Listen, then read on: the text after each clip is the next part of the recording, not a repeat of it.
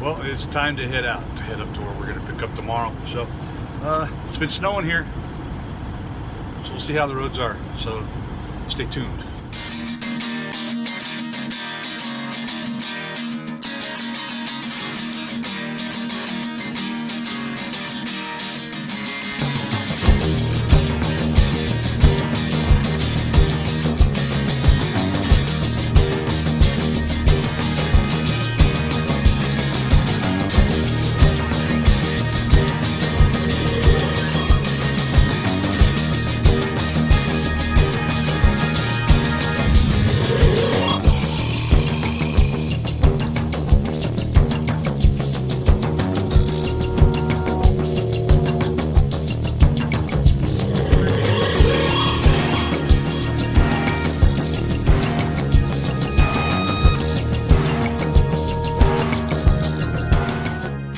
Everybody, I am up in Stuart, Iowa, parked here basically for the rest of today, and in the morning got to go up to a job site up here in Hamel and pick up some crane parts. I don't know if I'm going to end up getting the boom or the weights. Doesn't matter either way. And then we're going to take that down to near Cincinnati. It's actually going to be in Kentucky where we're delivering it. I think we're delivering it back to the crane company. Not a lot to report today.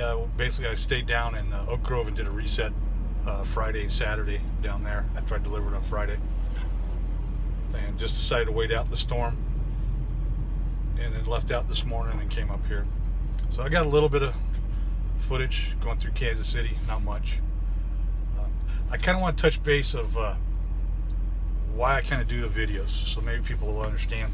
You know, started out it was kind of doing the vlogs. It was kind of a neat thing to do, and I was doing it for my youngest son to be able to see his dad out on the road. Now he's not a baby. He's, at the time I started this, he was in his late teens.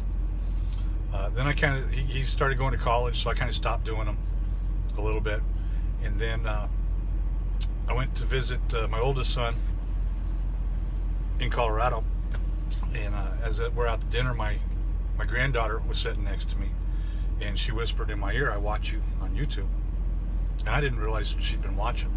And I've always pretty much kept my videos clean, so I wasn't worried about that. But it shocked me that she found me on YouTube and had been watching what her grandpa's been doing. So after that, my oldest granddaughter asked what we were talking about, and we told her she didn't know. She said, "I didn't know," and so she subscribed. So now I got both my granddaughters that watch my channel, and I love them both dearly. So I decided, well, I'll keep it going. So yeah, it's all trucker related that I do. That's because that's what I do, and I want them to see that. But I kind of like, that's why I do some of the hood shots of where it is that I'm driving when it's something that they have never seen, so they get to see that. So, and then it's still kind of evolved from that to where I don't mind helping other truckers getting into this industry. I could never train as far as in the truck. I had a hard enough time when I went through training being able to sleep while somebody else was driving, so I could never do that. But if there's things that I've done out here that helps newer drivers, even some of the older drivers, then it makes me kind of happy. So that's where I kind of go with this channel. So my format probably won't ever change. Definitely you won't ever see me calling anybody out, other YouTubers, by name and being derogatory towards them. Everybody out here kind of has their own path. Some of this is entertainment, some of it's just vlogs, some of it's just day-to-day life, and some of it's training. So mine is a combination of helping people out, kind of see what the trucking life is about, and for my granddaughters to kind of see their grandpa. So that's why I wanted to kind of put this out so you guys would know. Anyway, we're up here. We're not going to move out until in the morning, and I'll see if I can get some video of them loading the crane parts up in the morning, and then we will be headed down to Cincinnati. So we'll check back in with you later. Well, here we are. Supposed to be picking up crane parts. So this is the site that we're at. They were putting up the power poles. So I haven't seen any sights of a crane, so we'll see what we're getting. I seen crane mats sitting back here. That may be what I end up getting, so we'll see what happens. Well, here we are. My appointment was for 8 o'clock this morning. It's now 2:30 in the afternoon, and they finally just came and got us, and we came up here, and this is where we are going to be getting the pieces of the crane that will be taken down to Kentucky. So I don't know that I'll do these again. I mean, they didn't even come up and talk to us. Basically, they finally came around with the truck and just said, there's where you got to go, no particular order. And I've got a line of trucks behind me and a line of trucks in front of me. So, and I only see one way in and one way out of this place. So this could be interesting. We'll see what happens. Anyway, I'll check back in with you guys later. Funny, because as you can see, there's one track in, and now what they're doing is they're trying to build the road for us to get back out. So they get us all in here, and we have no way of getting out. And like I said, they are backed up behind me all the way back out to the road, and it's about a quarter of a mile. So this is funny. Here they come, and he's plowing it up so that this can be the way to get out.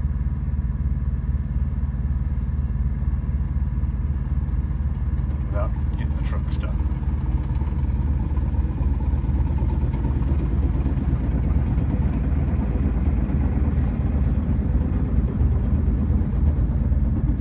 That's funny.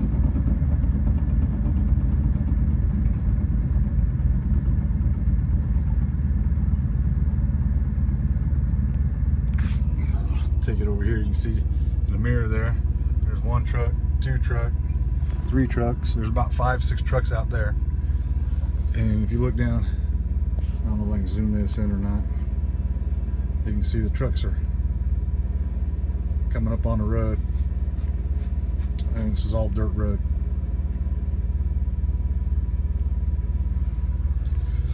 So this is an adventure, trucking, not just a job, an adventure. Anyway, I'll check back in with you later. Well, wrapped that up today. We finally got loaded.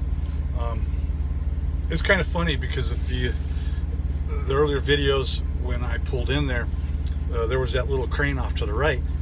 Well, we thought that that was what was going to be loading us. So that's why we lined up the way we lined up. And then I seen the RGN pull in, so we're thinking, all right, here's RGN, probably for the rest of the crane. Well, then they took that little crane and loaded it up on the RGN and left. So we were all kind of perplexed as to what was going on.